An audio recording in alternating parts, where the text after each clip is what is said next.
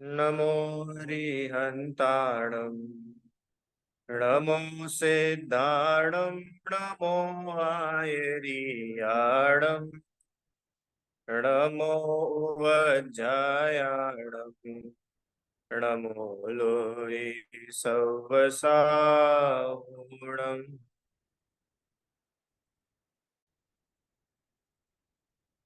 चलिए, पंच परमेष्ठी ये चैप्टर अपन लोग अभी पढ़ रहे हैं। और इसमें अपन ने कल तक जो है अरिहंत परमेष्ठी का स्वरूप पढ़ा था। बराबर। क्या देखा था कल अपन ने कि अरिहंत किसे कहते हैं? कि जो गृहस्थपना त्याग कर मुनि धर्म अंगीकार करके चार निज स्वभाव साधन द्वारा चार घाती कर्मों का क्षय करके अनंत चतुष्टय रूप विराजमान ना, पूरा क्रम है, वे अरिहंत कहलाते हैं। हाँ, एक से दूसरा पूरा प्रोसेस है अरिहंत होने का। फिर इसके बाद में अरिहंत के कितने मूल गुण पड़े थे? 46 मूल गुण। कौन कौन से थे वो?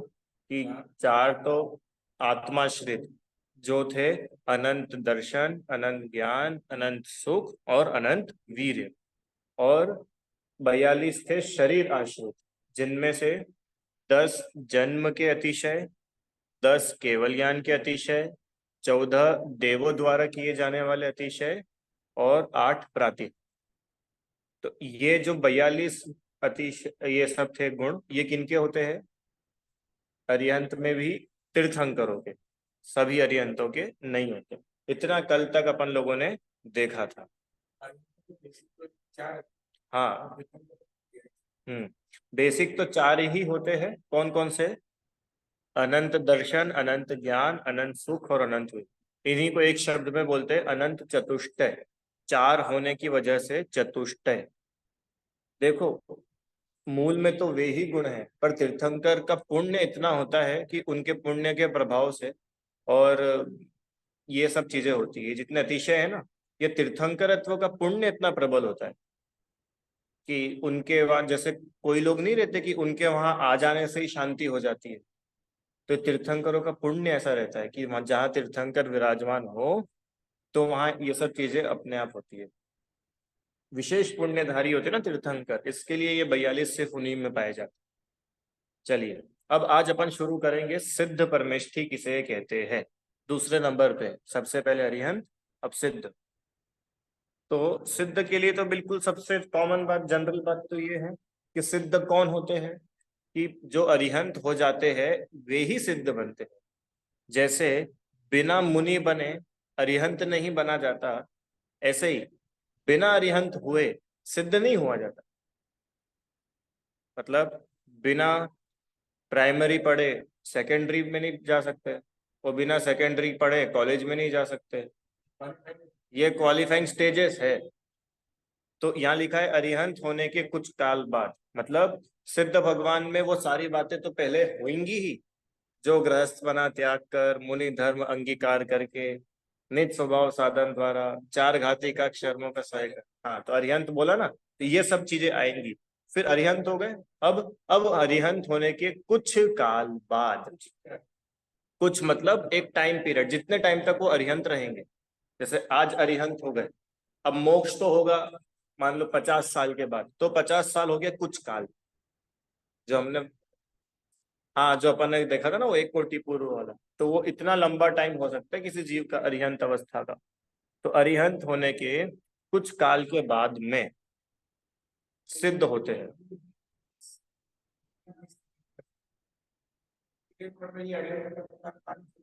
हाँ, जो भी विद्यमान बीज तीर्थंकर है विदेह क्षेत्र में, वे वर्तमान में अरिहंत है। वे तीर्थंकर है ना अभी। तीर्थंकर अरिहंत होते, सिद्ध भगवान तीर्थंकर नहीं होते। हाँ, क्योंकि तीर्थंकर में पढ़ा था ना, तीर्थंकर तो एक नाम कर्म है। तो वो सिद्ध भगवान ने तो सभी कर्मों का नाश करा है, तो वो जो तीर्थंकर नाम कर्म था उसका भी तो क्षय हुआ। सिद्ध भगवान का लक्ष्य, हाँ, वो पूर्ण पूर्ण ध्येय है। समझ में आया? चलो, तब सिद्ध भगवान की डेफिनेशन थोड़ी सी बड़ी है। तो अरिहंत की तो आप लोग को समझ में आई थी ना, गृहस्थपना त्यागना, मुनि धर्म अंगीकार करना, फिर निज स्वभाव साधन के द्वारा चार घाती कर्मों का नाश, और नाश होकर के अनंत चतुष्टय प्रकट हुए। अब अनंत चतुष्टय प्रकट हो गए, अरिहंत हो गए। चतुष्टय मतलब चार। चतुष हाँ, मैं देख के बता दूंगा इसका संस्कृत का। तो अरिहंत होने के कुछ समय बाद, अब कुछ समय मतलब वो जितने टाइम तक अरिहंत रहेंगे तो ये सब चीजें रहेगी, समोशरण वगैरह ये सब रहेगा, विहार होगा, ये सब अतिशय वगैरह होंगे, ये सब होगा। पर अब जब अरिहंत हुए, अरिहंत होने का काल पूरा हुआ, अब ये जीव सिद्ध हो गए, तो सिद्ध भगवान किसको बोले हम? तो बोले कि अरिहंत होने के बाद में अघाती कर्मों का नाश होने पर, अरिहंत भगवान के चार घाती कर्मों का नाश हुआ था। पढ़ा था ना अपन ने, 8 कर्मों में से 4 तो होते हैं घाती कर्म और 4 अघाती कर्म। घाती कर्म किसको बोलते हैं? हाँ, जो आत्मा के गुणों का घात करे वो घाती कर्म। और अघाती कर्म किसको बोलते हैं? हाँ, जो आत्मा के गुणों का घात नहीं करते, पर वो कर्म तो है, शरीर से रिलेटेड, और उन कर्मों का फल शरीर में मिलता है अधिकांश। जैसे आयु वगैरह है तो शरीर के साथ संबंध बताता है। हाँ, वेदनी में भी शरीर में रोग हो जाना, शरीर स्वस्थ रहना।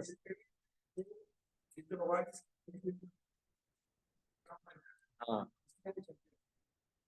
बस मूल जो थे वो अनंत चतुष्ट है, वो तो है ही।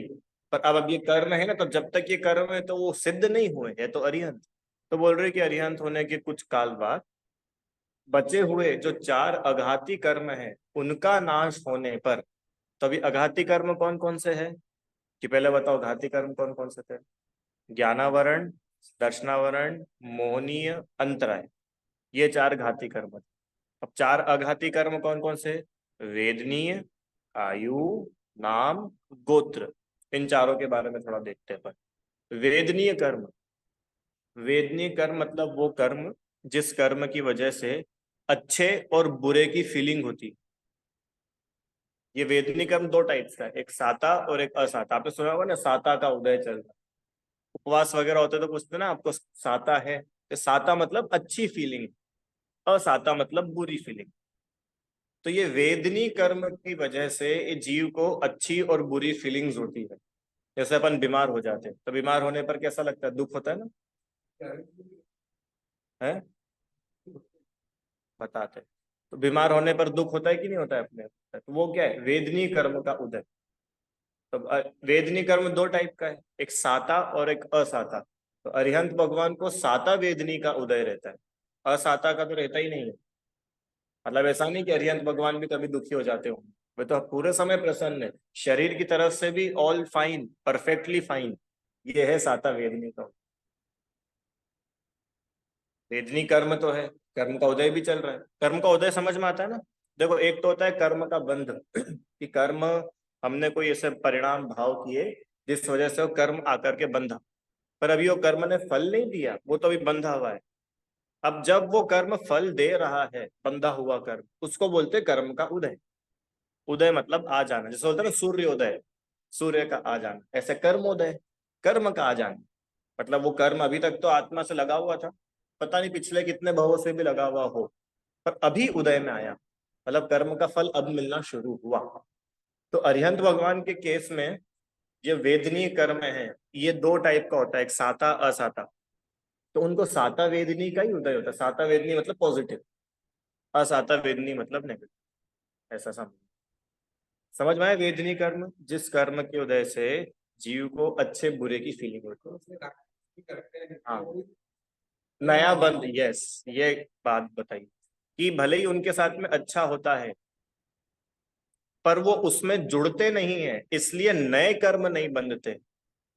हाँ, समझ में आया? चलो अगला, वेदनी के बाद है आयु। ये आयु कर्म 4 प्रकार का होता है, नरक आयु, तिर्यंच आयु, देव आयु और मनुष्य। तो अरिहंत भगवान को कौन सी आयु कर्म का उदय चलता है? बोलो, अरिहंत भगवान कौन सी आयु है? देव आयु का है क्या उनको? तिर्यंच है, नारकी है, मनुष्य है। मनुष्य है ना अरिहंत, तभी तो मनुष्य है। तो आयु कर्म में से कौन सी आयु का उदय चलता है अरिहंत होने तक? मनुष्य आयु नाम करता है। अब वो जितने टाइम तक वो कर्म रहेगा, मान के चलो वो कर्म है 72 ईयर्स जितना महावीर भगवान का केस, तो 72 वर्ष तक उनको मनुष्य आयु कर्म का उदय है। फिर उसके बाद में कि वो कर्म नष्ट हो गया, अब चूंकि नई आयु बांधी नहीं तो वो सिद्ध हो गए। समझ में आए? जैसे अब अपने केस में क्या होता है कि अभी अपने मनुष्य आयु का उदय चल रहा है। हाँ, और अभी क्या होगा कि अब अगली गति तो जाएंगे, तो उसमें जो भी आयु का बंध होगा उसके अकॉर्डिंग वो गति मिल जाएगी। अरिहंत इनके इसमें क्या है कि नई आयु का बंध नहीं, और जो अभी स्टॉक है वो स्टॉक क्लियर हो रहा है। अब वो स्टॉक क्लियर हो गया तो अब क्या होगा कि सिद्ध अवस्था, आयु कर्म का ही नाश हो गया। समझ में आए? दो कर्म, वेदनी आयु। तीसरा नाम, नाम कर्म क्या होता है? ये नाम कर्म मतलब इस कर्म के उदय से शरीर की अनेक अनेक अवस्थाएं बनती है।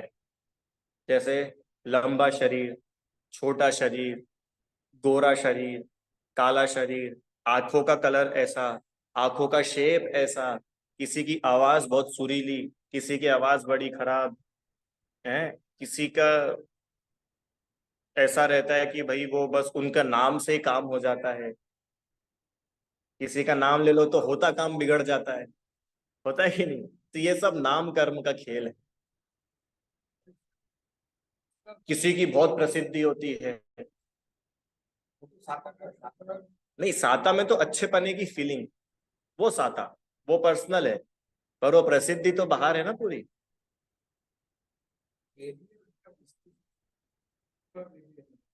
सुख दुख की फीलिंग वो वेदनी कर्म है, और जो सुख दुख के निमित्त मिल रहे हैं वो नाम कर्म। जैसे हो सकता है नाम कर्म क्या है? नाम कर्म मतलब शरीर की नाना अवस्थाएं जो बनती है, ये सब नाम कर्म के उदय से होता है। अभी अपन कर्म पढ़ेंगे जब, और बताऊंगा मैं डिटेल में। अभी के लिए अपन इतना समझेंगे कि शरीर की जो अनेक अनेक अवस्थाएं बनती है, होता है ना भाई, भारत के लोग हैं तो उनका स्किन टोन अलग रहता है, अमेरिका के लोगों का अलग रहता है, साउथ अफ्रीका वालों का अलग रहता है। तो ये क्या है कि अलग अलग नाम कर्म का उदय। तो शरीर की जैसी अवस्थाएं बनती, किसी की आंखें ब्राउन होती है, किसी की ब्लैक होती है, किसी की ग्रे होती है, ये नाम कर्म का उदय।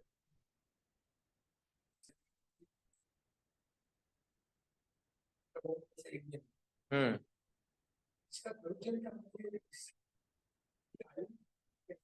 नहीं, आयु में नहीं आया, आयु में तो वो मनुष्य है, पर वो मनुष्य होने में भी अब ये भी मनुष्य है, मैं भी मनुष्य हूँ, पर हम दोनों में अंतर है ना। अरे कर्म का ये काम है कि ये कर्म के हिसाब से ही तो फिर अवस्थाएं होती है जीव की। जैसे मान लो कोई ने जीव ने खूब पाप करा तो उसको अशुभ नाम कर्म का बंध हुआ। अशुभ नाम कर्म से उसको विकृत शरीर मिला, विकलांग शरीर मिला। उसकी किसी जीव ने खूब झूठ बोला तो उसको गले खराब मिल गए। मतलब समझ रहे हो ना, वो कर्म ऐसा बंधा। किसके? हाँ, तीर्थंकर के केस में तो सब अच्छे अच्छे ही होते हैं, उच्च शुभ नाम कर्म का उदय, उच्च गोत्र का उदय, वो तो सब उनके हुए चले, यही ना, क्योंकि है तो अल्टीमेटली कर्म, तो खत्म करना तो उनको भी जरूरी है। तीर्थंकर हर इस धरती पे सबसे ज्यादा पुण्यात्मा जीव होते हैं, जिनके महान दिख पड़ा था ना, जिनके तीर्थंकर नाम कर्म के महापुण्य का उदय होता है। छोटा मोटा पुण्य नहीं है, तीर्थंकर हत्व सब अच्छे अच्छे तो बचे रहते हैं वो सब इच्छा नहीं करते, मुक्त हो जाते हैं। तो तीर्थंकरत्व ही अपने आप में बहुत बड़ा पुण्य का उदय है। तो ये जितनी भी बातें ना, वेदनी आयु नाम गोत्र, ये सब जो है, ये दो टाइप्स में होती है, पुण्य रूप में भी होती है, पाप रूप में भी होती है। मतलब पुण्य के फल में भी ये चारों कर्मों का बंध होता है, पाप के फल में भी इन चारों कर्मों का फल। पर ये जो घाती कर्म था ना, ये घाती कर्म तो चारों ही पाप रूप है। जो घातिया कर्म है, ज्ञानावर्णी, दर्शनावर्णी, मोनी, अंतराय, ये चारों तो पाप रूप ही है। वो तो आत्मा का ही घात कर रहे सीधे, तो मतलब वो पाप रूप है, मतलब पापी व्यक्ति को तो वो चारों ही होंगे। ऐसा नहीं है कि मैं कुछ पुण्य कर लूं और पुण्य से ज्ञानावर्णी कर्म का कुछ सेटलमेंट हो जाए। पर ये जो चार कर्म है, आयु वेदनी नाम गोत्र, ये चारों पुण्य फॉर्म में भी पाए जाते हैं, पाप फॉर्म में भी पाए जाते हैं, मतलब शुभ फॉर्म में भी पाए जाते हैं, अशुभ फॉर्म में भी पाए जाते हैं। अब अरिहंत की बात चल रही है, तो अरिहंत को सर्व प्रकार से शुभ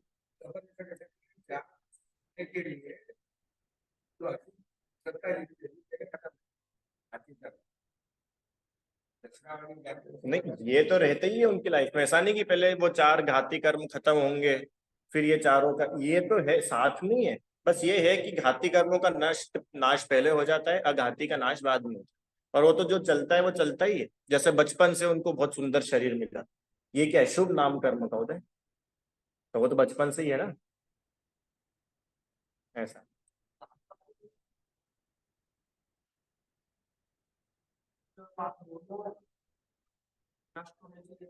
हाँ, तो वही तो बता रहे हैं यहाँ पे, सिद्ध भगवान पढ़ रहे हैं ना अपन।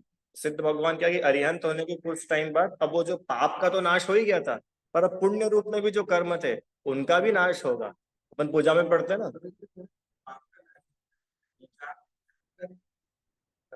हाँ हाँ हाँ, पर वो पुण्य रहता तो है, उनके उदय में रहता है। जैसे पाप तो सर्वथा मिट ही जाता है, पाप का उदय, तो पुण्य का उदय तो तीर्थंकरों के अरिहंतों के भी रहता है। वो सिद्ध अवस्था प्राप्त होने पे ही खत्म होता है। समझ में आया ना। हाँ, वो उसमें अटैच नहीं होते तो नया बंध नहीं होता। पुण्य का उदय तो अपने भी रहता है, पर अपन लोग उसमें अटैच हो जाते हैं। तो अटैच होने से क्या होता है, अब और नया कर्म बंधेगा। और भगवान उसमें अटैच नहीं होते, मुनिराज उसमें अटैच नहीं होते, तो उनके निर्जरा होती जाती।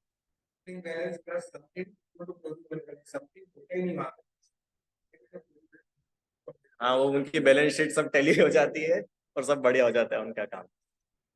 चलो आगे।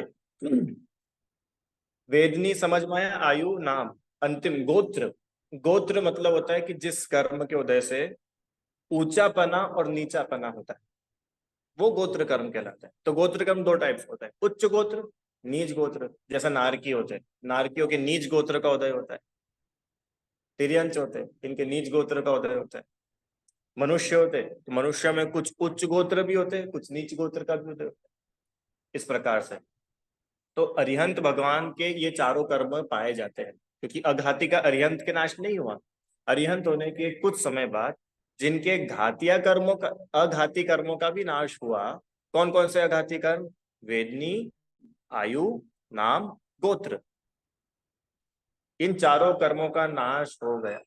अब क्या हो गया कि वो पूर्ण मुक्त हो गए हैं। तो अरिहंत भगवान पूरी तरीके से मुक्त नहीं थे क्या? क्यों? अरिहंत भगवान पूरी तरीके से मुक्त नहीं थे क्या? हाँ, तो थे ना। मतलब अरिहंत भगवान मतलब वो जो आत्मा है, वो जो जीव है, वो अभी पूर्ण रूप से मुक्त कहाँ हुआ, अभी कर्मों का बंधन है तो सही। तो पूर्ण रूप से मुक्ति तो कहाँ है, सिद्ध अवस्था में। ऐसे जो पूर्ण रूप से मुक्त हो गए हैं। अच्छा, मुक्त हो गए, मुक्त होने के बाद कहाँ गए भैया, कि लोक के अग्र भाग में। अग्र मतलब होता है टॉप मोस्ट, टॉप मोस्ट। तो लोक के, ये दिख रहा है नक्शा लोक का, तीन लोक का नक्शा। इस लोक में कहाँ पे जाते, जैसे अरिहंत भगवान तो मध्य लोक में रहते हैं, सिद्ध भगवान कहाँ रहते हैं, ऊर्ध्व लोक नहीं, लोक के अग्रभाग में। ऊर्ध्व लोक तो होता है स्वर्ग, और स्वर्ग के भी ऊपर। समझ में आया ना आपको। ये दिख रहा है, ये दिख रहा है, ये रेड डॉट दिख रहा है, रेड रेड, ये कहलाता है सिद्ध शिला। ये 3D इमेज है ना, तो वो मतलब पूरा अंदर तक है ऐसा। समझ रहे हो अंकल जी, बीच में मतलब पूरा ही सिद्ध शिला है, इतनी बड़ी इतनी गहरी, 3 डायमेंशन है ना। तो ये जो रेड पोर्शन है आप लोगों को दिख रहा है सबको, ये कहलाती है सिद्ध शिला। अभी देखो, लोक का सबसे अग्र भाग, सबसे ऊंचा भाग। हाँ, अरे जहां से मोक्ष होगा वहीं से तो सबसे ऊपर जाएंगे। ये पता है ना आपको, जिस जगह से अरिहंत भगवान का मोक्ष होता है, वो आत्मा वहीं से एकदम ऊपर सिद्ध शिला में विराजमान रहती है, कहीं इधर उधर टर्न नहीं होता। इसलिए कहते हैं ना सम्य शिखर जी में कि हाँ, ये जो टॉप है, यहाँ से एकदम ऐसे ऊपर दर्शन। क्यों? कि यहाँ से भगवान का मोक्ष हुआ, सो एकदम इसके ऊपर आज भी वो सिद्ध विराजमान, और कब तक रहेंगे, अनंत काल। तो दो सिद्धों का एक्सीडेंट नहीं हो जाता होगा, जैसे मान के चलो एक सिद्ध वहां पे ऑलरेडी है जो पहले मोक्ष चले गए, और उसी सेम प्लेस से कोई जीव 500 साल के बाद में मोक्ष जाए, तो ऊपर जाके दोनों आत्माएं टकरा नहीं जाती होगी? हाँ, कि भाई शरीर ही नहीं है तो टकराने की बात ही नहीं बची। समझ में आया कि नहीं? शरीर होता तो समझ में आता, क्योंकि पुद्गल टकराता है, जीव थोड़ी ना टकराता है। अभी आपको मालूम है, इस टाइम भी इस टाइम भी आप में से बहुत सारे जीव निकल के चले जाते हैं, अपने में से, इस शरीर में से भी सूक्ष्म जीव, मैंने बताया था ना एक बार। और एक और बात सुनो, जैसे मान के चलो यहाँ पे अपनी आयु पूरी हो गई, तो यहाँ से मर करके अपन कहीं जाएंगे, देव में जाएंगे, कोई बुरे काम करेगा सो नरक में चला जाएगा, तिर्यंश में चला जाएगा। तो मान के चलो कोई जीव यहाँ पर मरा, तो यहाँ से मरने के बाद में उसको कहीं जाकर के जन्म लेना है, तो वो जीव ट्रेवल तो करेगा ना। जैसे मानो कि कोई यहाँ पे इंदौर में कोई जीव मर गया, अब उसको स्वर्ग में जाकर के देव बनना है, तो यहाँ से लेके स्वर्ग तक वो आत्मा ट्रेवल करेगी कि नहीं करेगी? करेगी कि नहीं? अरे ट्रेवल तो करना पड़ेगा ना। अभी यहाँ है, यहाँ से इसको यहाँ जाना है। जैसे मान के चलो ये देखो, ये जो ब्लू पोर्शन है यहाँ पे, कोई जीव यहाँ नरक में है नीचे, अब उसको मध्य लोक में जन्म लेगा, तो यहाँ से वो नरक से ट्रेवल करके यहाँ तक आएगा कि नहीं आएगा? तो बीच में किसी से टकराता है कि नहीं टकराता? नहीं टकराता। क्यों? क्योंकि आत्मा टकराता ही नहीं किसी से। आत्मा अमूर्तिक है, अपने अंदर से आत्मा निकल जाते हैं कितने तो जन्म लेने वाले हैं।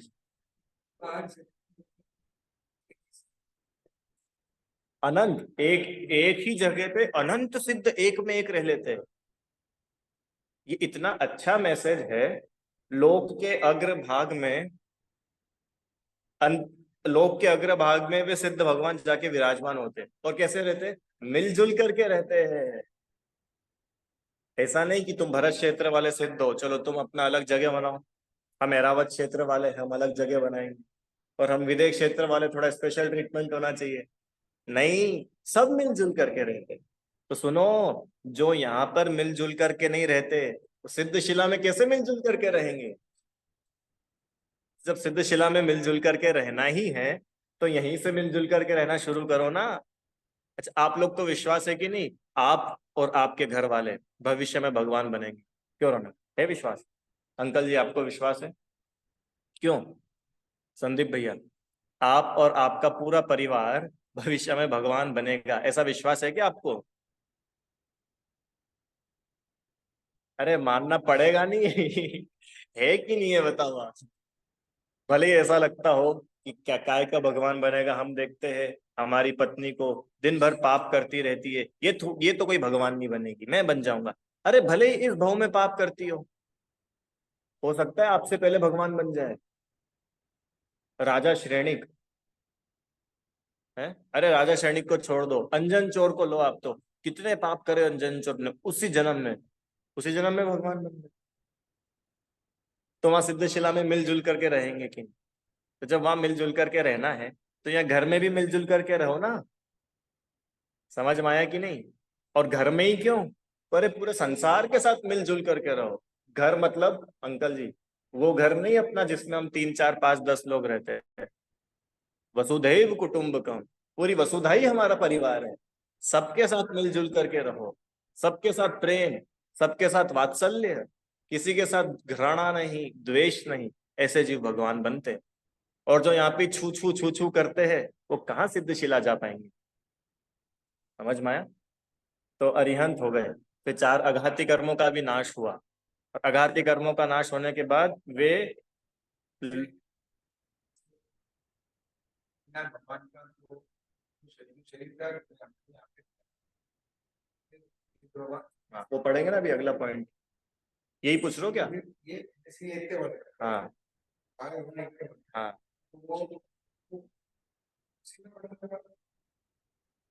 वो फीलिंग भी देता है कि मैं छोटा हूँ। हाँ, बढ़िया। समझ में आया इनका? पढ़ते हैं अपन, चलो। इनका ऐसा प्रश्न है कि आदिनाथ भगवान तो 500 धनुष के थे, और महावीर भगवान 7 हाथ के। यहाँ लिखी ना अगली लाइन, अंतिम शरीर से कुछ कम पुरुष आकार विराजमान हो गए।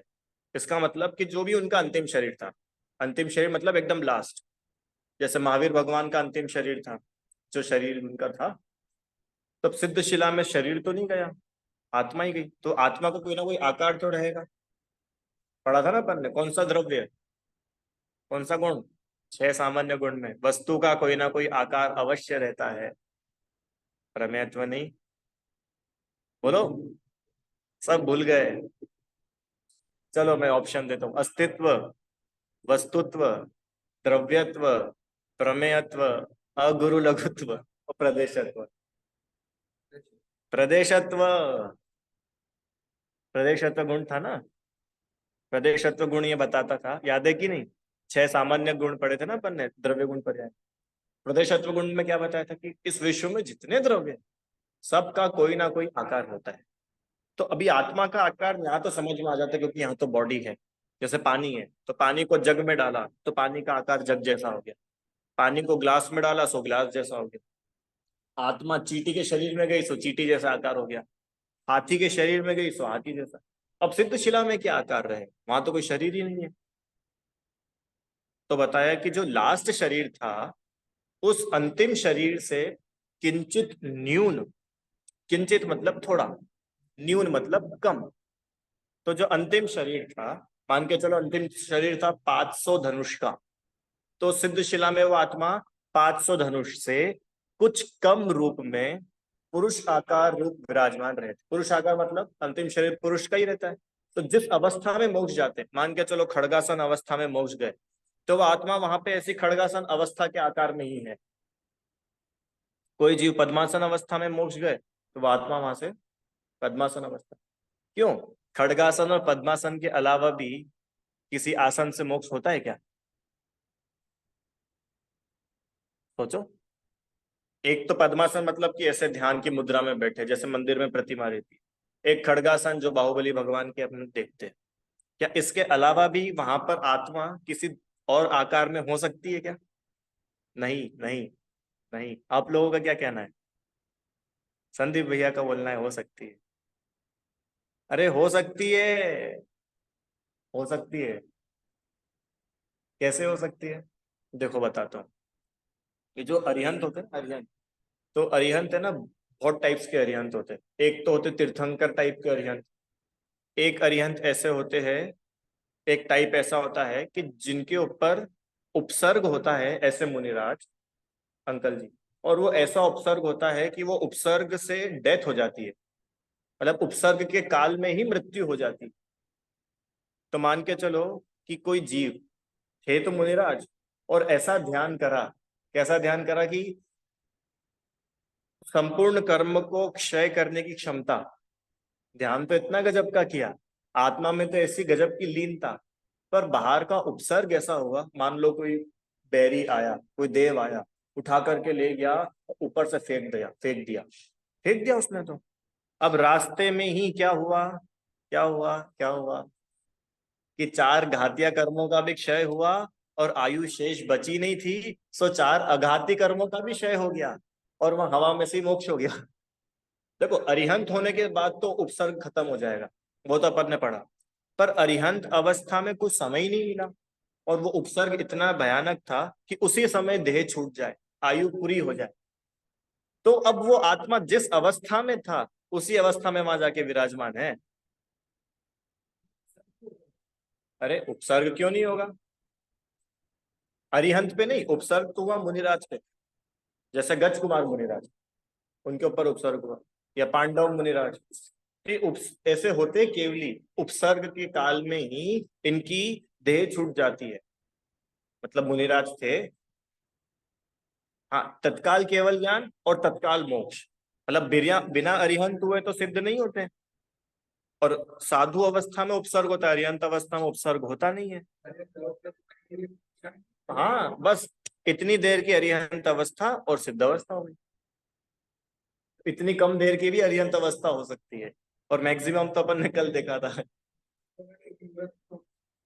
है। तो अंतर मुहूर्त बहुत छोटा होता है ना, जरूरी थोड़ी 48 मिनट का ही हो, ये भी अंतर मुहूर्त है। अंदर विद इन 48 मिनट्स, अब वो 1 सेकंड भी हो सकता है, आधा सेकंड भी हो सकता है, सेकंड का असंख्यात्मक भाग भी हो सकता है। बस हाँ, अरिहंत अवस्था मतलब 4 घाती कर्मों का क्षय हुआ, अब वो उपसर्ग ऐसा था कि शरीर पूरा जैसे था कि नहीं, सुकौशल सुकुमाल मुनिराज के सियालनी खा गई, अब पूरा शरीर का खून ही निकल गया, तो वो शरीर की स्थिति नहीं बची, सो उनका निर्वाण हो गया, तत्काल निर्वाण हो गया। तो जिस अवस्था में उपसर्ग हुआ तो आत्मा उसी अवस्था में वहां विराजमान रहता है। हाँ, तो टेढ़े मेढ़े ही वो आत्मा वहां रहेगा, क्या दिक्कत है?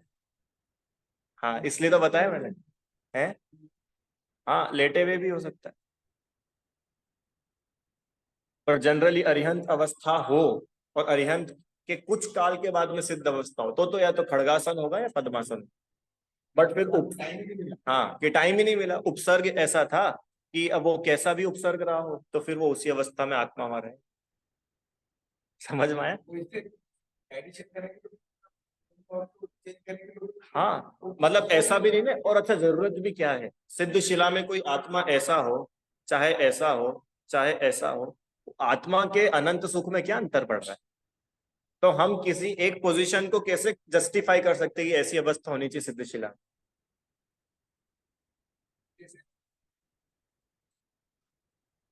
बहुत बढ़िया, इनका प्रश्न है सिद्ध शिला में जाके जीव क्या करता है?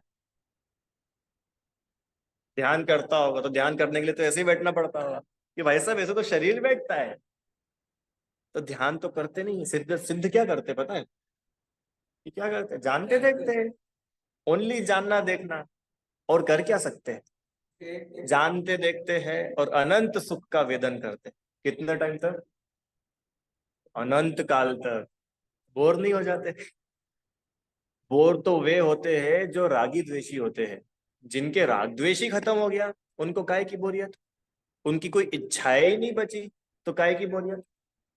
अरे ये तो चलो सिद्ध अवस्था की बात हुई, अपन ने अरिहंत भी तो कल देखा था। कितने लंबे टाइम तक अरिहंत, बताओ। इतने लंबे टाइम तक अरिहंत कि आज का कोई जीव इस पंचम काल का, वो अभी यहाँ से मरे स्वर्ग में जाकर के यहाँ से मरे और सीधे विदेह क्षेत्र में जन्म ले ले, और सिमंदर भगवान के पहले मोक्ष चला जाए, और सिमंदर भगवान अभी अरिहंत बन के बैठे रहेंगे। सिमंदर भगवान के बाद में दीक्षा लेने वाले जीव सिमंदर भगवान के पहले मोक्ष चले जाएंगे, और वे रहेंगे इतने समय, आयु इतनी है। तो उनको ऐसा तो लगता होगा ना, देखो भाई पीछे आने वाले मोक्ष चले गए और हम बैठे ही अभी तक।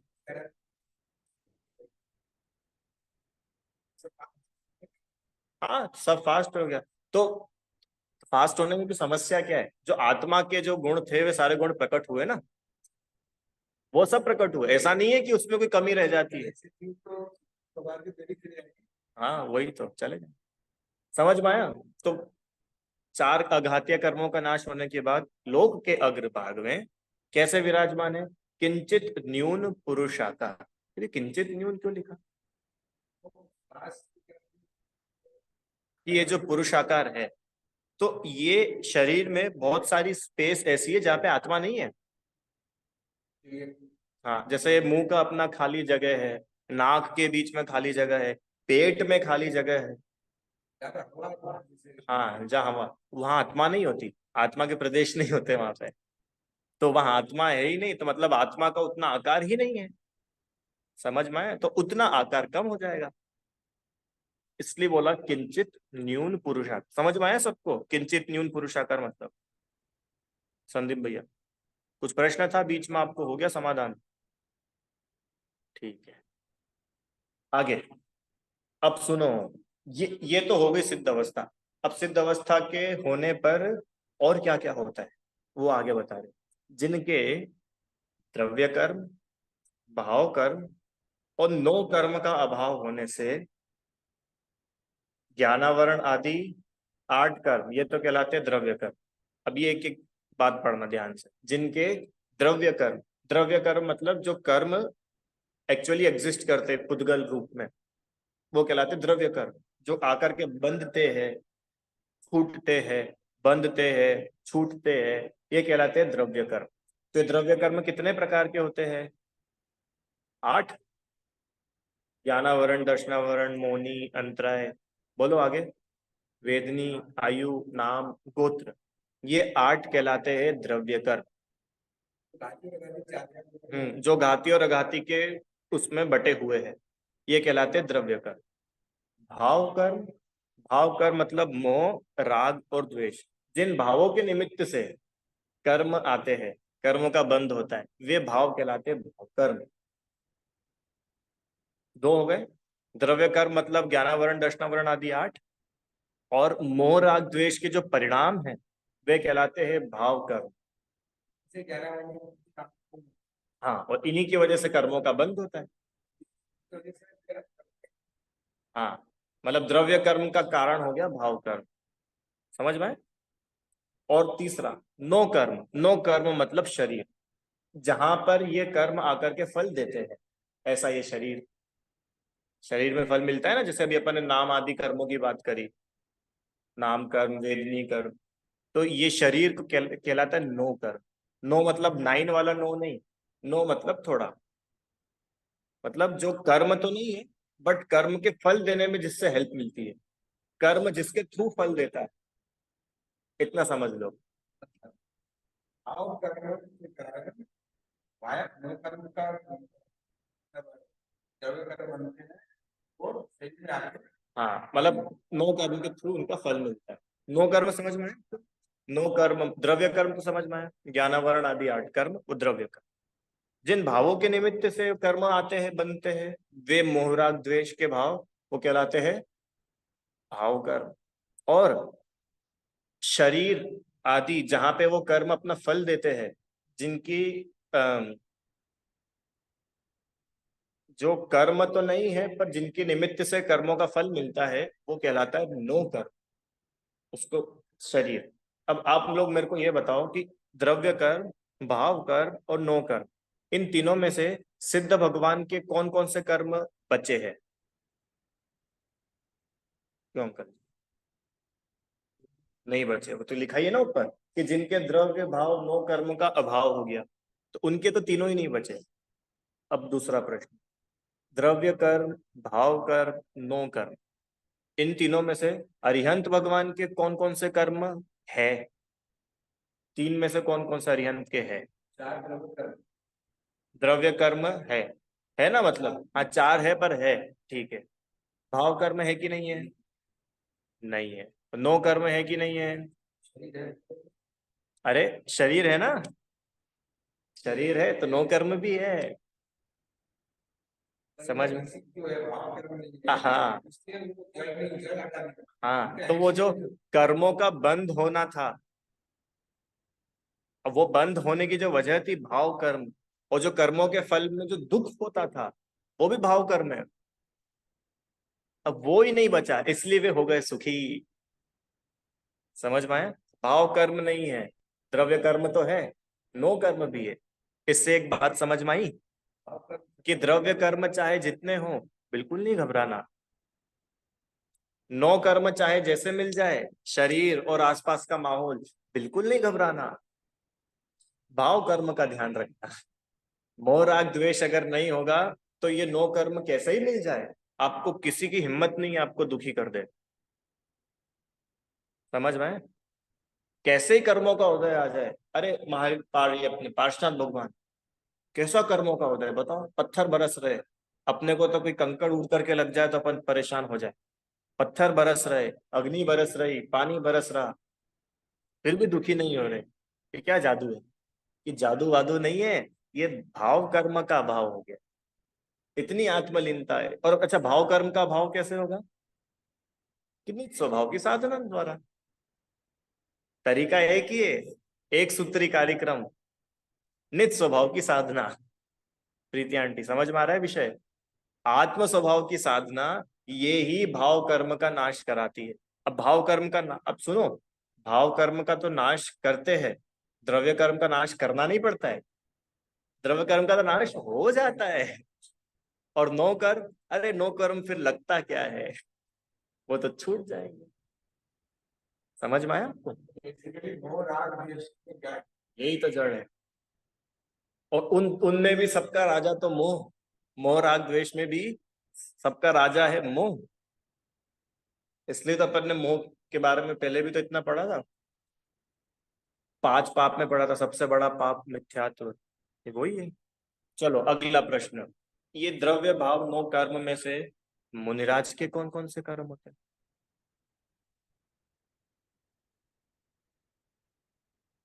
द्रव्य कर्म तो सारे ही होते हैं, आठों। पक्का? मुनिराज के तो आठों ही कर्म है। अच्छा, नो कर्म भी है कि नहीं है?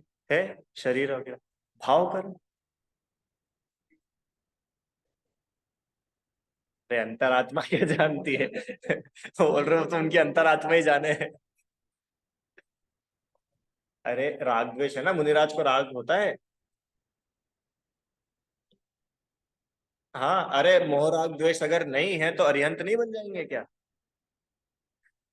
तो राग है, मोह नहीं है। पर सुनो, मोह भी है, चारित्र मोह नहीं। अपन इसको अगर यूं देखे तो कषाय, तो कषाय विद्यमान है कि नहीं मुनिराज के? 16 कषाय में से 4 कषाय है, है। मतलब अपन 100% नहीं है, और 100% है ही ऐसा भी नहीं कह रहे। पर हाँ और ना की बात अगर है तो उनके तीनों ही कर्म है। द्रव्य कर्म भी है, भाव कर्म भी है, उन्होंने। चलो वो सब तो ठीक है, अपन अपना थोड़ा आकलन करें। अपने तो एक भी नहीं है क्यों? अपन तो सबसे मुक्त हो गए। क्यों अंकल जी? तीनों के तीनों हैं, और प्रचुर मात्रा में है, कम नहीं, खूब क्वांटिटी में। तो भी अपने को स्वरूप की सावधानी नहीं, जरा बहुत फिक्र नहीं, कर्मों का भय नहीं, संसार अवस्था का भय नहीं। उन मुनिराज को देखो, कितने सावधान रहते हैं। एक कषाय, पता है अमृतचंद्र आचार्य ने लिखा उसमें, कुंद आज के प्रवचन सार जी में, कुंद आचार्य ने गाथा लिखी, और अमृतचंद्र आचार्य ने उत्थानी का, कि ये जो मोह की सेना है, इस सेना को जीतने के लिए मैंने कमर कस ली है। कौन बोल रहे हैं? आचार्य, जिनके सिर्फ संज्वलन कषाय अकेली बची है, बाकी तो सबको निपटा चुके। वो उस मोह की सेना को जीतने के लिए कमर कस रहे हैं। और अपन क्या कसे अभी तक? अपन ने, अपन से ताने कसते हैं। कमर अमर तो कोई नहीं कस रहा। मुनिराज अपने को शिक्षा दे रहे हैं कि इतने उत्कृष्ट पद पर भी होने के बाद वे कितने अलर्ट रहते हैं। मुनिराज को तो जबकि कोई गृहस्थी का झंझट नहीं, कोई राग द्वेष के प्रसंग नहीं। नो कर्म भी मुनिराज के तो बहुत अच्छे हैं, हम गृहस्थों की अपेक्षा। कोई किचकिच नहीं, कोई राग द्वेष के प्रसंग नहीं, कितना शांति, हर पल आत्मा को देने के लिए तैयार। तो भी वे मुनिराज इतने सावधान हैं, तो सोचो आपको और हमको कितनी सावधानी की आवश्यकता है। समझ में आ रहा है कि नहीं? 1 घंटा काफी नहीं है, 8:30 से 9:30। विचारना चाहिए। दर्शन करने आते हो आप लोग मंदिर? सब लोग नियमित जाते हो डेली? हाँ। तो नमोकार मंत्र, चत्तारी मंगल सब कर लो, पूजा कर लो। उसके बाद में कम से कम 15 मिनट निकालना चाहिए। और ज्यादा निकाल लो तो बहुत अच्छी बात है, तो 15 मिनट तो कम से कम अपन निकाले। अच्छा, 15 भी नहीं निकाल सके तो 5 मिनट कम से कम निकाले, जरूर निकालना चाहिए। और उसमें अपने को विचार करना चाहिए कि मेरा भविष्य क्या है, मैंने अपनी क्या तैयारियां करी है। से पूछते ना कि भैया 10 मार्च से एग्जाम है, बताओ तुम्हारी क्या प्रिपरेशन है? तो वो गोल दिखता है 10 मार्च। ऐसे ही भगवान बनना है अंकल जी, बताओ क्या तैयारी है? अपनी अपनी देखना, ये पूछना भगवान के सामने जाकर के अपना रिपोर्ट कार्ड छोड़ा, तो अपन मोक्ष मार्ग में आगे बढ़ पाएंगे। नहीं तो कोरी पूजा करेंगे, और पुण्य बंध जाएगा, और स्वर्ग चले जाएंगे, और स्वर्ग से घूमते फिरते निगोद। मैक्सिमम स्वर्ग के देव मर करके एक इंद्री हो जाते हैं, क्योंकि सारा पुण्य का खाता तो खत्म हो जाता है ना ऊपर। तो अब क्या करें, इसी पर्याय में चले जाते हैं। इसलिए अपने को थोड़ा अलर्ट होना चाहिए। ये शिक्षा दे रहे कौन? सिद्ध भगवान। तो जिनके द्रव्य कर्म, भाव कर्म और नो कर्म का अभाव हुआ, तो ये तीनों कर्मों का अभाव हुआ, तो इसके होने से क्या हुआ? कि तीनों प्रकार के कर्मों का अभाव होने से समस्त आत्मिक गुण प्रकट हो गए। अरिहंत भगवान के अभी समस्त आत्मिक गुण प्रकट नहीं हुए थे, क्योंकि उनके अभी वो द्रव्य कर्म बचा था ना, नो कर्म बचा था ना। द्रव्य कर्म भी बचे थे ना, चार, चार अघातियां तो उनकी। अब सिद्ध भगवान के क्या हुआ कि द्रव्य कर्म भी पूरा खत्म, भाव कर्म भी पूरे नष्ट हुए और नो कर्म भी पूरे नष्ट हुए। तो अब ये जितनी बाहर की चीजें थी सभी तो छूट गई, शरीर छूट गया, कर्म छूट गए, राग द्वेष छूट गया। तो अब बचा क्या कि जैसा शुद्ध आत्मा था वैसा आत्मा रह गया। बाहर की जितनी भी चीजें इकट्ठी हुई थी सब छूट गई।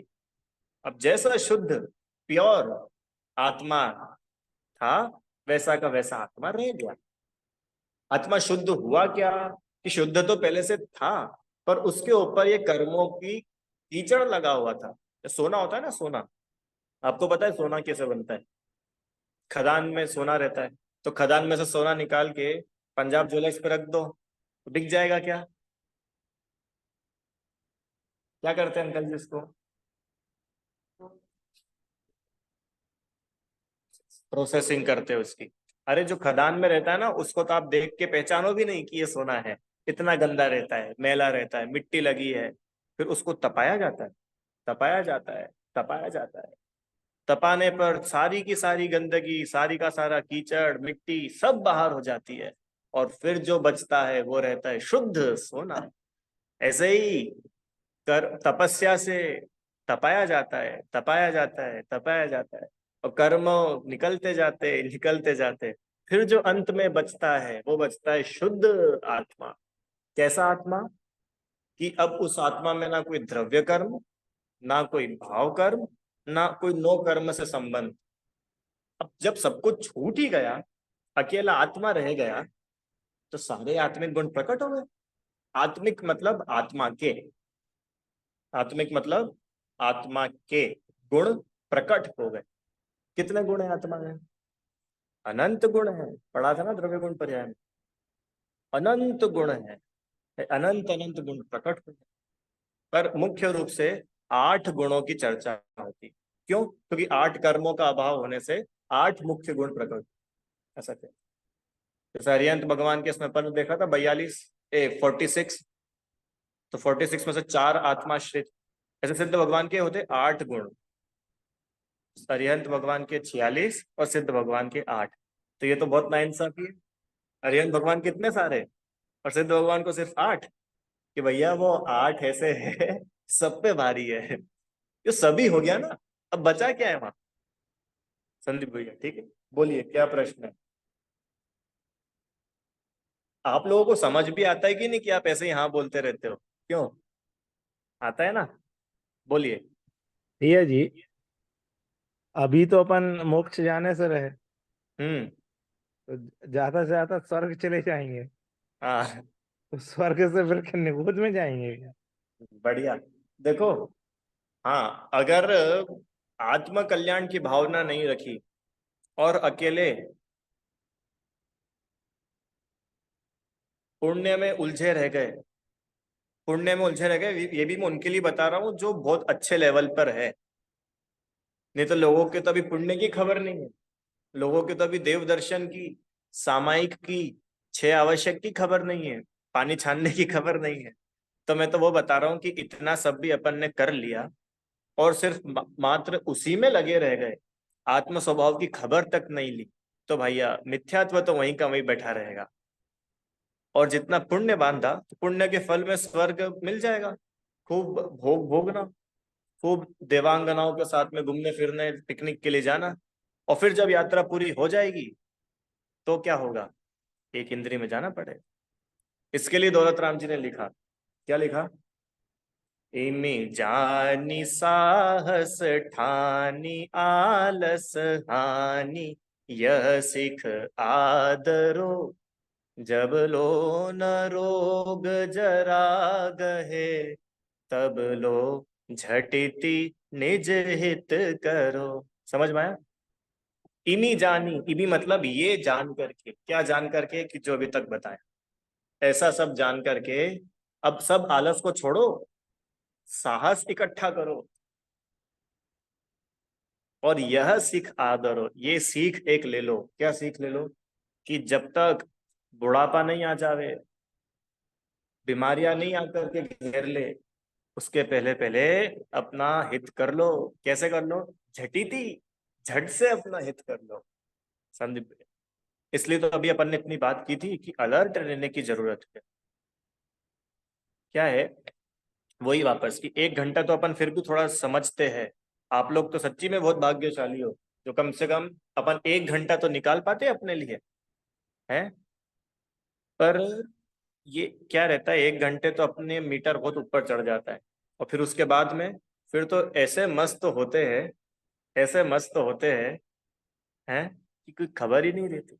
इसके लिए उन्होंने बोला कि प्रैक्टिस, अभ्यास, तत्व अभ्यास, बार बार अभ्यास, बार बार विचार, बार बार अभ्यास, उससे प्रौढ़ता आती है, मेच्योरिटी आती है, गंभीरता आती है, अंतरंग का वैराग्य बढ़ता है, सम्यक दृढ़ होता है। समझ में आ रहा है कि नहीं आ रहा है? हाँ, तो घबराना नहीं कि भैया ज्यादा से ज्यादा तो स्वर्ग हो जाएगा और फिर वहां से तो निगोद। अरे निगोद भी हो जाए तो भी नहीं। आपको एक कहानी मैंने सुनाई थी कि नहीं सुनाई थी? चलो एक कहानी सुना तो आज पूरी करते, बस इतना ही करते हैं। बाकी अब 8 गुण कौन से ये अपन कल देखेंगे। हाँ, ये 8 गुण कल देखेंगे। चलो कहानी सुनाते हैं। एक मुनिराज थे। वे मुनिराज एक पेड़ के नीचे ध्यान लगा रहे थे। ठीक है। एक व्यक्ति वहां से निकला, वो कहाँ जा रहा था? समो शरण में जा रहा था। तो मुनिराज समो शरण में नहीं थे, वे समो शरण के दूर ही किसी पेड़ के नीचे ध्यान लगा रहे थे। तो व्यक्ति समो शरण में गया और उसने भगवान से पूछा कि हे नाथ, हमको वो रास्ते में एक मुनिराज के दर्शन हुए थे, कृपा करके आप बताइए उनके कितने भव बचे हैं, वे कब मुक जाएंगे? अच्छा, भगवान को तो सब पता होती है। तो भगवान ने बोला, सुनो, जिस वृक्ष के नीचे वे मुनिराज ध्यान कर रहे हैं, उस वृक्ष में जितने पत्ते हैं उतने भव उनके बचे हैं, फिर उनका मोक्ष हो जाएगा। ठीक है। अब वो भाई साहब फिर लौट करके आए वहां से। उसने देखो, अरे ये तो इमली का पेड़ है, कितने सारे पत्ते। क्यों? केले का पेड़ होता तो अच्छा होता, थोड़े बहुत ही पत्ते होते इमली का पेड़ था। इमली का पेड़ देखा, छोटे छोटे कितने सारे पत्ते होते। तो वो तो बड़ा घबरा गया कि हे भगवान, बताओ इतने सारे भव इन मुनिराज के, इतने सारे, और ये तो कितना ध्यान कर रहे हैं, कितनी तपस्या करते, फिर भी इतने भव। तो मुनिराज का ध्यान हुआ पूरा, सामने वो बैठा हुआ थे। तो उसने मुनिराज को बोला, नमोस्तु महाराज जी। बोले कहो कि अभी हम समो शरण से आए हैं आपकी रिपोर्ट लेकर के। क्या बोला भगवान ने? कि भगवान तो ऐसा बोल रहे हैं कि ये पेड़ पे जितने पत्ते हैं, अभी तो आपके इतने सारे भव बचे। तो मुनिराज का कैसा रिएक्शन था? पता है मुनिराज ने कैसा रिएक्शन दिया? बस इतने से? अरे अनंत तो नहीं है ना, थोड़े ही तो है हो जाएंगे पूरे। और सच्ची में पूरे हो जाते हैं। मालूम है क्या होता है? जैसे मान के चलो ये त्रस पर्याय का टाइम पूरा हुआ, 2000 सागर का, और जीव मर करके निगोद में गया, उदाहरण के लिए। तो निगोद में तो ये सांस ली ना, इतने में 18 बार जन्म मरण हो जाता है। कितनी फटाफट भाव पूरे होते हैं। तो उनका पॉजिटिव अप्रोच देखो मुनिराज का, बोले फटाफट हो जाएगा हमारा मोक्ष, कोई दिक्कत नहीं। संदीप भैया, तो घबराना नहीं अपने को, ये विश्वास मानना कि हम में आत्म कल्याण की गरज है, आत्म कल्याण का भाव है। तो हमारा, अरे अपना आत्म कल्याण नहीं होगा तो किसका होगा? ठीक है।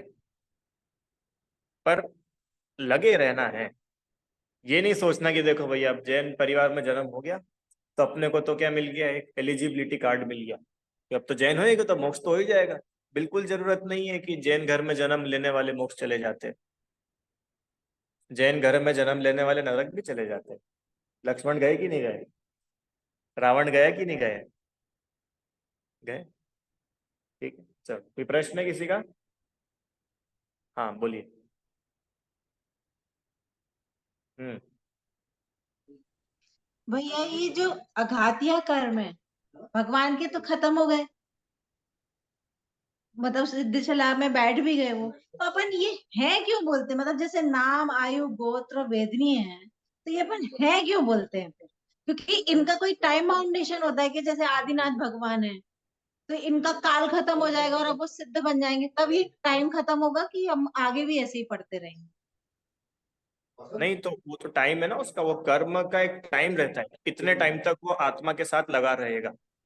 तो जितने तो ये टाइम तक वो, तो ये कब तक लगा रहेगा? जैसे अभी हम बोलते हैं कि भगवान के 4 आघातीय कर्म बचे हैं, तो ये टाइम कब खत्म होगा? जब उनका मोक्ष होगा तब तक रहेगा, जितनी अरिहंत अवस्था का काल है उतने वो पूरे टाइम तक रहेगा। अंतिम मतलब जो, समय तक ये हाँ चारों कर्म रहते हैं। हाँ, मतलब जो सिद्ध भगवान, जब अरिहंत भगवान सिद्ध बन जाएंगे, मतलब वो पूरा काल अपन काउंट करेंगे, तब तक ये अघातिया कर्म चलेंगे उनके। हाँ, सिद्ध मतलब बनने के बाद नहीं, सिद्ध बनने तक। तक, हाँ, सिद्ध बनने तक। हम्म, ठीक है। तो वो अघातिया रहेंगे ही चारों। हाँ, चलो एक चीज आप लोग बताओ मेरे को, अरिहंत भगवान को सिद्ध बनने में कितना टाइम लगता हाँ, यही मैं पूछना चाह रही थी, यही एक्चुअली मेरा था कि ये टाइम कैसे पता चलेगा। है? हाँ, चलो बोलो अंकल जी, कोई अरिहंत है, अब सिद्ध होंगे, कितना टाइम लगेगा? मतलब ये मैं ये वो टाइम बोल रहा हूँ कि अब उनके कर्म नष्ट होना शुरू हुए हैं, मतलब वो टाइम नहीं, क्योंकि वो टाइम तो अपन कैलकुलेट कर चुके कि मैक्सिमम इतने टाइम तक अरिहंत कोई रह सकता है, और मिनिमम तो इतने समय में भी हो सकते हैं। अरिहंत दशा पूरी हो और सिद्ध दशा मतलब सिद्ध शिला में पहुंचे, वो भी तो एक टाइम है ना, वो कितना टाइम है?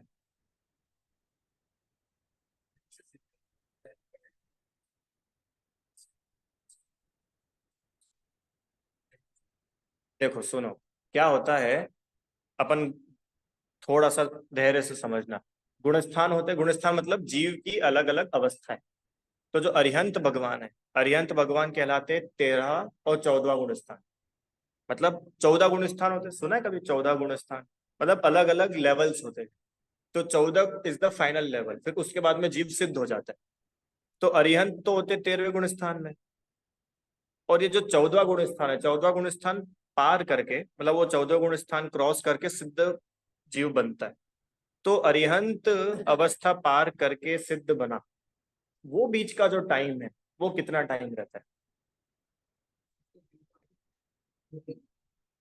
नहीं आयु नहीं, आयु का आयु तो वो तो 13वें गुण स्थान में रहेगी, मतलब जो जितनी जिसकी आयु है वो 13वें गुण स्थान में भी, अब जब उनका मन वचन काय योग भी चले गए, तो अपन ने बात की ना, मिथ्यात्व, अविरति, प्रमाद, कषाय और योग, योग भी चले गए। अब तो ना उनके हलन चलन हो रहा है, कुछ भी नहीं हो रहा है, वे मात्र विराजमान है, जिसको बोलते हैं योग निरोध। सुना होगा आपने शब्द योग निरोध का।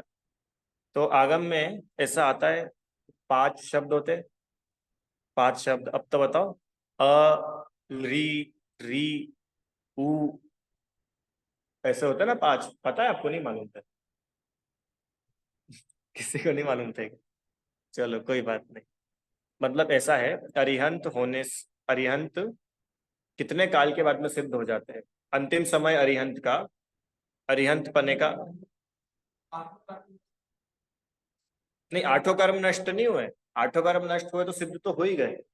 पर अरिहंत आप ऐसा समझो, 2 पार्ट में अरिहंत को समझो, एक 13वें गुण स्थान और एक 14वें गुण स्थान। 14वां गुण स्थान मतलब कि अब बस मोक्ष होगा, एक वो वाले अरिहंत, और एक वो अरिहंत की जो अभी अरिहंत अवस्था में चल रहे हैं।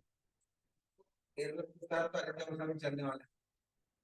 हाँ, अब बस अब मोक्ष होगा। अब मोक्ष होगा मतलब अब वो उनके योग भी नहीं रहा, मन योग, वचन योग, काय योग, आत्मा प्रदेशों में हलन चलन कुछ भी नहीं बचा, ना कोई विहार, ना कोई उपदेश, ना कोई शरीर का हिलना डुलना, कुछ भी नहीं। वो उसी टाइम में होता है। तो वो कितना कि वो 5 शब्द है ना, अ, री, उ, और एक और री, ऐसा, मतलब इन 5 शब्द को बोलने में जितना टाइम लगता है, ऐसा उसमें लिखा ग्रंथ, मतलब दिया एक डायरेक्ट उसका, कि इन 5 अक्षरों के बोलने मात्र में जितना समय लगता है, उतने समय में ये जीव 14वां गुण स्थान पार करके सिद्धालय में चला जाए। ठीक है, मतलब ये बताने का पर्पस इतना था कि आगम में इतनी गहरी व्याख्याएं है, कि हवा में कोई बातें नहीं है कि बस यहाँ से अरिहंत हो गए और फिर मतलब एक एक चीज बताइए आचार्यों ने, कि इतने टाइम में ऐसा होगा, फिर ऐसे कर्म जाते हैं, ऐसे कर्मों की निर्जरा होती है। आप करणानुयोग पढ़ेंगे तो आपको सर्वज्ञ की सर्वज्ञता का विश्वास होगा।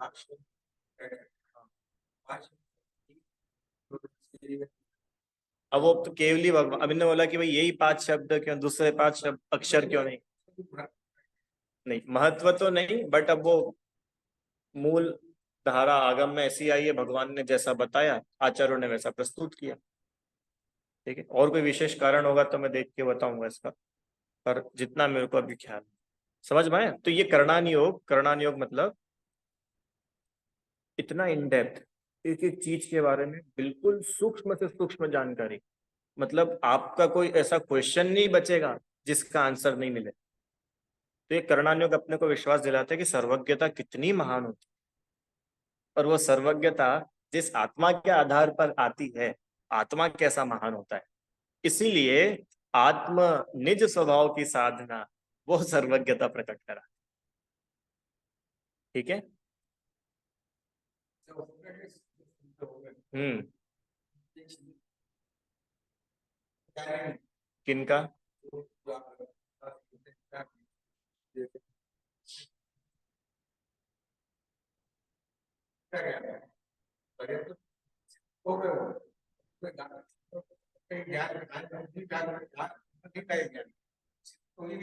हाँ नहीं, इनका प्रश्न है कि ऐसा हो सकता है क्या कि सिद्ध भगवान हो और कोई अनपढ़ व्यक्ति सिद्ध बन गया हो, जिसको कोई पढ़ाई लिखाई नहीं करी हो, उसने कोई ग्रंथ नहीं पढ़े हो, तो क्या वो सिद्ध बनने के बाद उनको उन ग्रंथों का ज्ञान रहेगा कि नहीं रहेगा? वो तो पढ़े ही नहीं थे उनने। अरे सिद्ध तो छोड़ो, अरिहंत दशा में ही सब कुछ ज्ञान हुआ ना, केवल ज्ञान। तो केवल ज्ञान में क्या छूट गया? सब आ गया। हाँ, वो अपन ने पढ़ा था ना अतिशय में, क्या पढ़ा था? समस्त विद्याओं का ईश्वर पना। सब पढ़ा था ना कल, केवल ज्ञान के अतिशय में, समस्त विद्याओं का। अरे शिव भूति मुनिराज णमोकार तक याद नहीं होता था, और केवल ज्ञान हुआ तो पूरे 3 लोक का ज्ञान। ये तो ज्ञान की महानता है।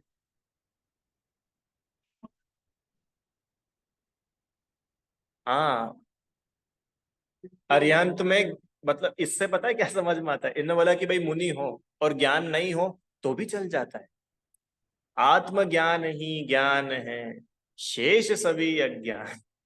अरे आत्मा का ज्ञान जिसने करा उसने सबका ही ज्ञान कर लिया। और जिसने सब, मैंने बताया था ना उस दिन कि इतने सारे शास्त्र पढ़ लिए, 11 अंग 9 पूर्व का ज्ञान कर लिया, और आत्मा का ज्ञान नहीं करा तो संसार ही रहेगा। और भले ही आपको हो सकता है, अब भाई देखो ये तो सबका ज्ञानावर्णी कर्म का अलग अलग रहता है ना।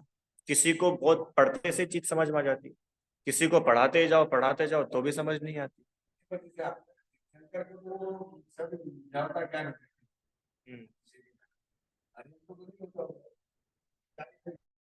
नहीं तो ये जो, अरे जो अनंत ज्ञान है ना, वो 4 में ही अनंत ज्ञान है कि नहीं है अरिहंत के?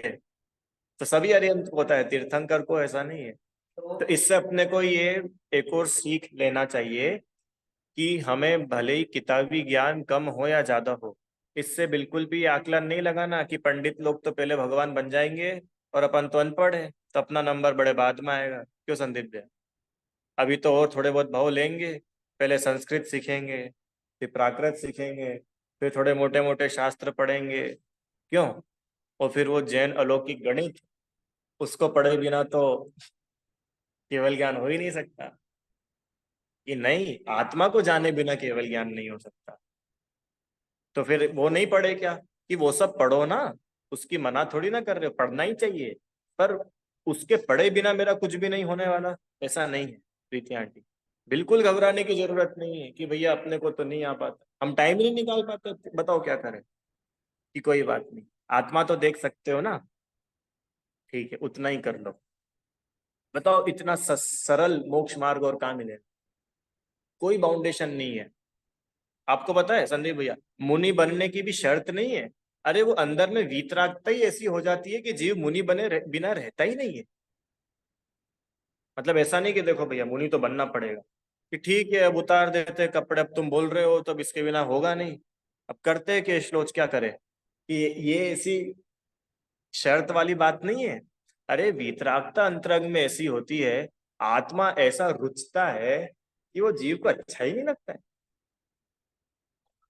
वैराग्य होता है तो गृहस्थपना छूटता है। ठीक है, चलो इतना ही रखते हैं। कल अपन जो है सिद्ध भगवान के जो 8 गुण हैं, अरे हाँ कल तो छुट्टी है, कल संडे, परसों सोमवार को सिद्ध भगवान के जो 8 गुण हैं ये पढ़े। बस फिर ये सिद्ध भगवान पूरा हो जाएगा। फिर आचार्य उपाध्याय साधु, इनका स्वरूप अपन परसों से शुरू करें। हे जिनवाणी भारती तो ही जपू दिन रैन, जो तेरी शरणा गए सो पावे सुख चैन। जा वाणी के ज्ञान से सूझे लो का लो, सो वाणी मस्तक नमो सदा दे तुम दो।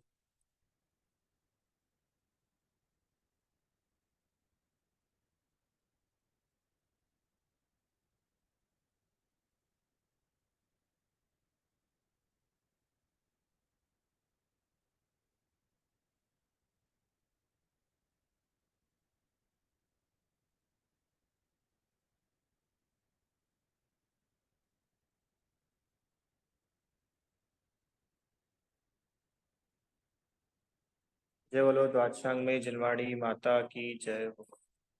महान जैन धर्म की जय।